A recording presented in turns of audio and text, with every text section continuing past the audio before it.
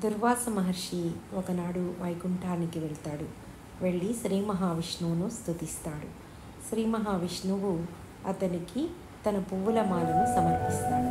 ఆ మాలను ఎంతో భక్తితో తీసుకుని దుర్వాస మహర్షి వెళ్తూ ఉండగా ఆకాశ మార్గంలో దేవేంద్రుడు తన రథంపై వెళ్తూ ఉంటాడు.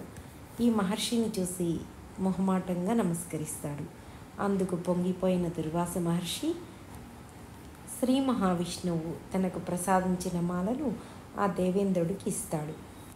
ఇంద్రుడు ఈ మాలను అటుగా ఆకాశ మార్గంలో వెళ్తున్న ఐరావతంపై వేస్తాడు.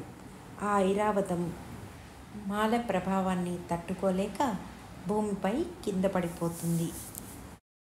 అప్పుడే శివుడు ప్రమదగణాలకు ఆదేశించి ఉంటాడు. ఎవరైతే ఉత్తరం ముఖంగా తల పెట్టుకొని పడుకొని ఉంటారో ఆ తలను తీసుకురమ్మని ఆదేశించి ఉంటారు. వీరు అటుగా వెళ్తుండగా ఆ ఐరావతం ఉత్తరం దిక్కుకు తలపెట్టి పడిపోయి ఉంటుంది. ఆ ఐరావతం యొక్క ముఖాన్ని తీసుకొని వచ్చే మన వినాయకునికి పెట్టి ప్రాణం పోస్తాడు శివుడు.